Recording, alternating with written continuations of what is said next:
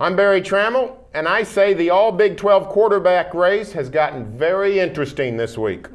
No doubt about it. Brandon Weeden looked like he might be pulling ahead, but now there's a question. From the Opoko Studios in Oklahoma City, you're watching the Press Row. I'm Jenny Carlson. Barry, I really thought Brandon Weeden had it sewed up. Now, I still think he's going to win, but I'm not so sure anymore. Well, I agree. I think Weeden is probably going to be the all Big 12 quarterback and be OSU's first all-conference quarterback ever in terms of a legitimate conference. So Cowboys haven't had one in their 50 years since joining the Big 8 back in 1960. But Weeden's lead in that was severely shortened, I think, by Landry Jones on Saturday night. If you look at the statistics now, Weeden's lead is not that great. Weeden has thrown more interceptions. He's got a small lead in yardage, but Jones' performance, even with 3 picks, coming through at crunch time on Saturday night, I think will make this a very interesting vote by writers in the Big 12. And here's the deal. I think we are a lot more in tune with what Weeden has done than maybe a writer in Iowa or a writer in South Texas or someplace that doesn't really study the issue in terms of the state guys as close as we do. So I'm not sure that Weeden's going to be an automatic selection. I was sure of that last week. I'm not now. Yeah, I definitely think that there's an argument to be made both ways. I still think Brandon Weeden, when you look at the body of work, we talk about that a lot this time of year. When we talk about the body of work, I think he had a fantastic season. Obviously this offense at Oklahoma State just did things that, we thought they would be good, but this good, I don't know if we ever jumped to that end. But I tell you what, I don't know how closely voters will look at what happened in Bedlam. Obviously, if you just see the highlights, you're going to see a lot of Landry Jones throwing big passes, and that's great. That's good for him. I think he deserves strong consideration. But remember too that Brandon Weeden's biggest target, Justin Blackmon, was nursing an ankle injury so severe that they really didn't know if they were going to have him at all for this game. He was in a cast for 5 days to start the week, then in a protective boot for the day before the game.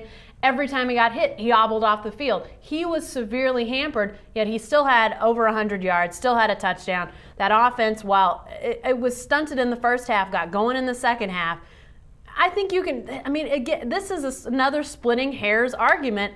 I think both these guys have a great shot, a great argument. I would pick Weeden, but I could definitely see both sides of this argument. Well, here's what the truth is about Big 12 quarterbacking in 2010 is it's wide open because the candidates are not as strong as they have been in the past. Despite the great statistical years by Jones and Weeden, look at what we've had in the Big 12 for the last 2 or 3 years. Look at the NFL, where a few Sundays this year we've had 3 Big 12 quarterbacks from the 2008 season start in the NFL. Sam Bradford, Colt McCoy, Josh Freeman. We also have Zach Robinson is in the league. Chase Daniel is in the league. It's been a phenomenal era of Big 12 quarterbacking the last 2 or 3 years.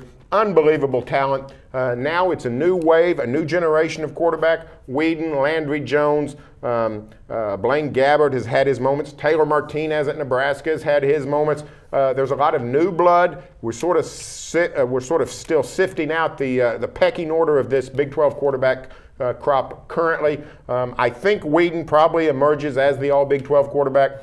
But Landry Jones, I think, made up a lot of ground on Saturday night. You know what this does? This sets up a great debate going into next year. Because you talk about these guys that are quarterbacking and rising to the top, whether it's Weeden, Jones, Robert Griffin, Taylor Martinez. All these guys are coming back. It's interesting to think about what if Ryan Tannehill had been put in for Gerard Johnson a little bit earlier at Texas A&M. Gerard Johnson, the preseason All Big 12 Offensive Player of the Year. Now he's benched. He's not even in the conversation for all Big 12 quarterback. You've got all these guys that are coming back. To me, next year is going to be a lot like we saw a few years ago when Bradford was coming back, when Coy was coming back. You saw these great quarterbacks coming back in the league who we knew, who we appreciated. I think the returning all Big 12 quarterback is going to be Brandon Weeden, but no matter how you slice it, this is a great returning crop. If all these guys return, it's going to be amazing next year. Hey, stay with the best coverage team anywhere at newsok.com and every day in the Oklahoman.